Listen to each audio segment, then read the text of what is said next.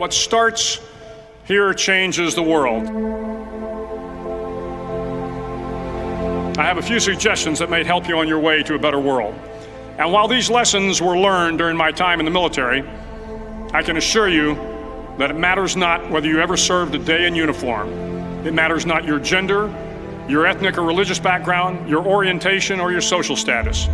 Our struggles in this world are similar, and the lessons to overcome those struggles and to move forward, changing ourselves and changing the world around us, will apply equally to all.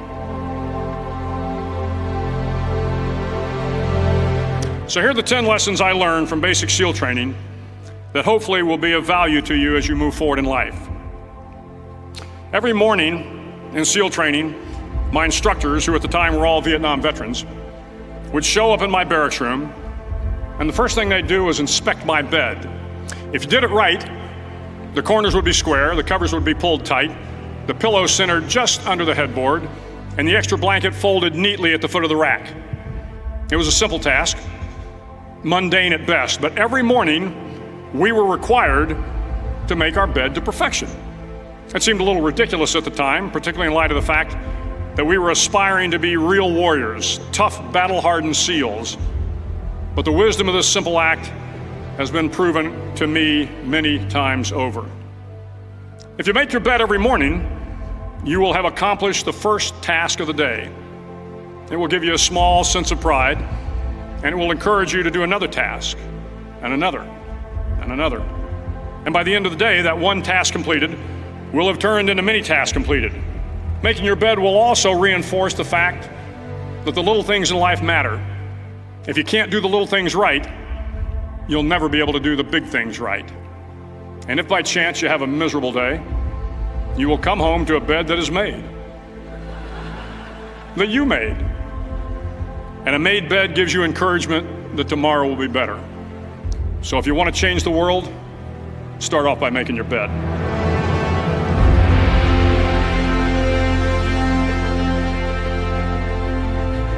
During SEAL training, the students are all broken down into boat crews. Each crew is 7 students, 3 on each side of a small rubber boat, and 1 coxswain to help guide the dinghy. Every day your boat crew forms up on the beach and is instructed to get through the surf zone and paddle several miles down the coast. In the winter, the surf off San Diego can get to be 8 to 10 feet high, and it is exceedingly difficult to paddle through the plunging surf unless everyone digs in. Every paddle must be synchronized to the stroke count of the coxswain. Everyone must exert equal effort, or the boat will turn against the wave and be unceremoniously dumped back on the beach. For the boat to make it to its destination, everyone must paddle. You can't change the world alone. You will need some help. And to truly get from your starting point to your destination takes friends, colleagues, the goodwill of strangers, and a strong coxswain to guide you. If you want to change the world, find someone to help you paddle. Over a few weeks of difficult training, my SEAL class, which started with 150 men, was down to just 42. There were now 6 boat crews of 7 men each. I was in the boat with the tall guys, but the best boat crew we had was made up of the little guys, the Munchkin crew, we called them.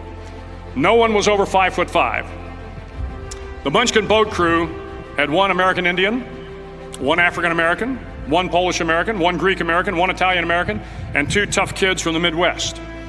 They out-paddled, outran, and outswam all the other boat crews.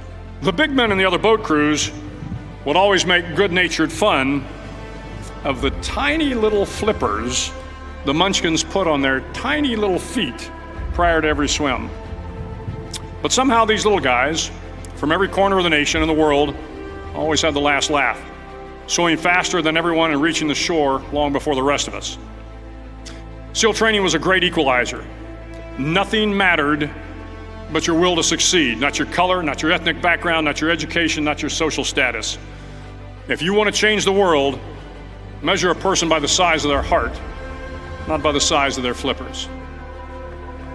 Several times a week, the instructors would line up the class and do a uniform inspection. It was exceptionally thorough. Your hat had to be perfectly starched, your uniform immaculately pressed, your belt buckle shiny and void of any smudges. But it seemed that no matter how much effort you put into starching your hat or pressing your uniform or polishing your belt buckle, it just wasn't good enough. The instructors would find something wrong. For failing uniform inspection, the student had to run, fully clothed, into the surf zone, then wet from head to toe, roll around on the beach until every part of your body was covered with sand. The effect was known as a sugar cookie. You stayed in the uniform the rest of the day, cold, wet, and sandy. There were many a student who just couldn't accept the fact that all their efforts were in vain, that no matter how hard they tried to get the uniform right, it went unappreciated. Those students didn't make it through training. Those students didn't understand the purpose of the drill. You were never going to succeed. You were never going to have a perfect uniform. The instructors weren't going to allow it. Sometimes, no matter how well you prepare or how well you perform, you still end up as a sugar cookie.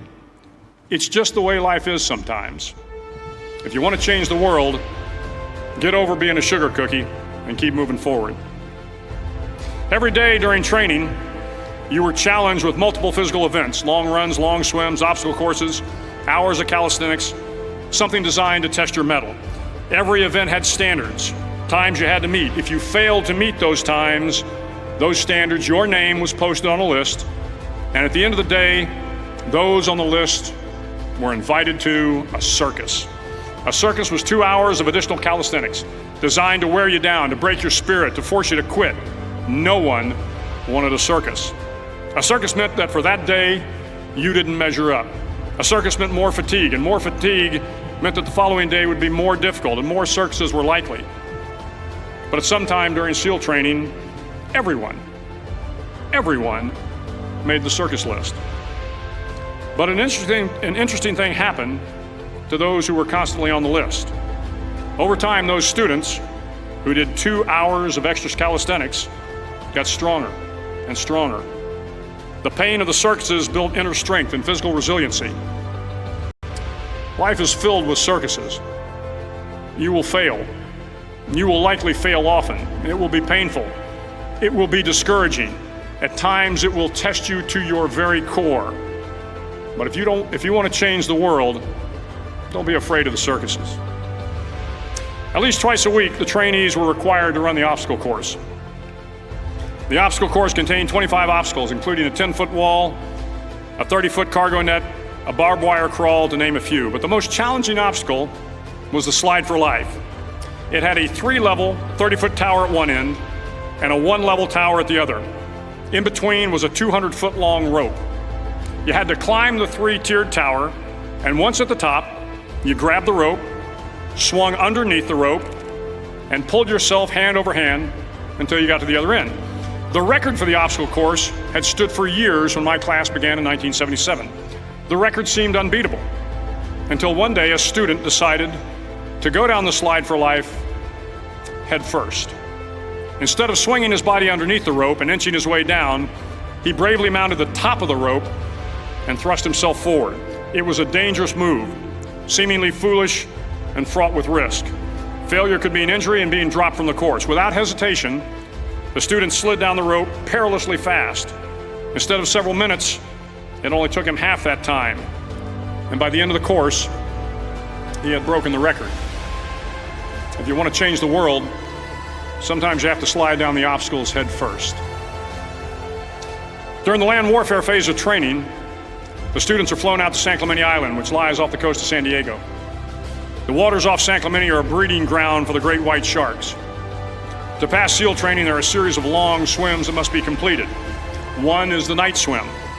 Before the swim, the instructors joyfully brief the students on all the species of sharks that inhabit the waters off San Clemente. They assure you, however, that no student has ever been eaten by a shark, at least not that they can remember.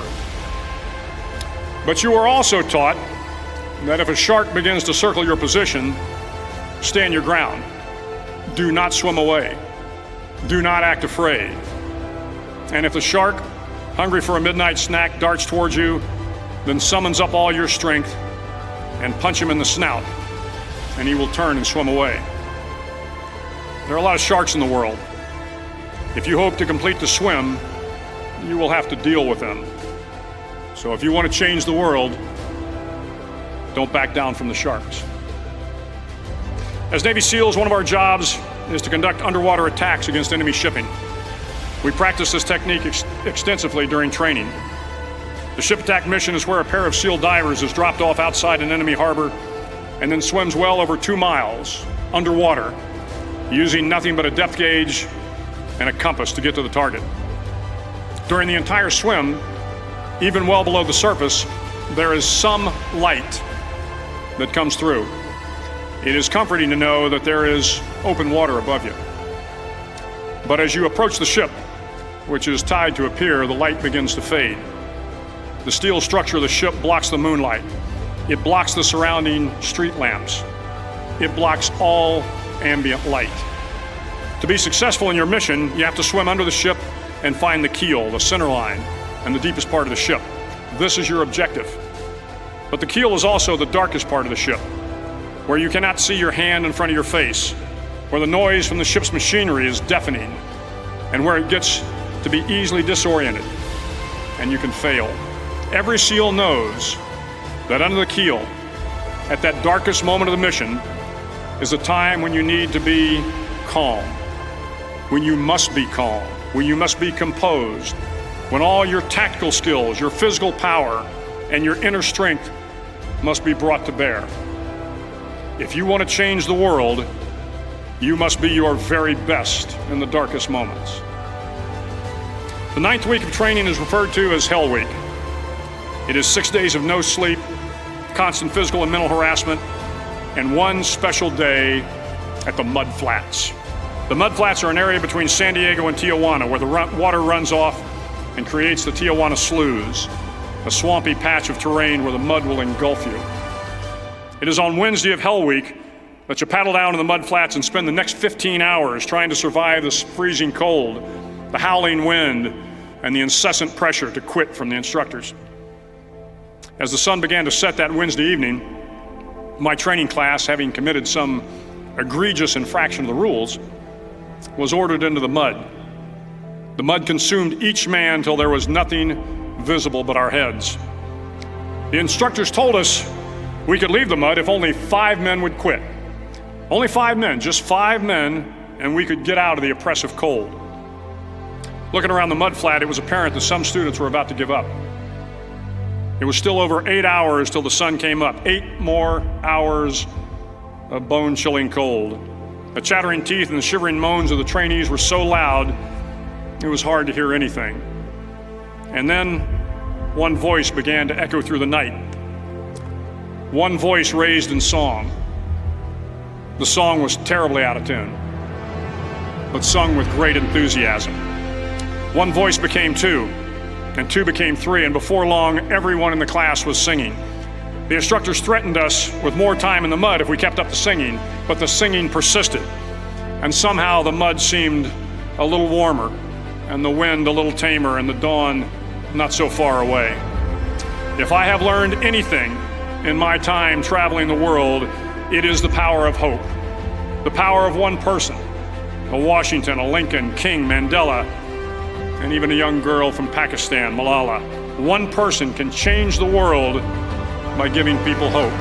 So if you want to change the world, start singing when you're up to your neck in mud. Finally, in SEAL training, there's a bell. A brass bell that hangs in the center of the compound for all the students to see. All you have to do to quit is ring the bell. Ring the bell, and you no longer have to wake up at 5 o'clock. Ring the bell, and you no longer have to be in the freezing cold swims. Ring the bell, and you no longer have to do the runs, the obstacle course, the PT, and you no longer have to endure the hardships of training. All you have to do is ring the bell to get out. If you want to change the world, don't ever ring the bell. It will not be easy. Start each day with a task completed. Find someone to help you through life. Respect everyone. Know that life is not fair and that you will fail often. But if you take some risks, step up when the times are the toughest, face down the bullies, lift up the downtrodden, and never, ever give up. If you do these things, the next generation and the generations that follow will live in a world far better than the one we have today. And what started here will indeed have changed the world for the better. Thank you very much.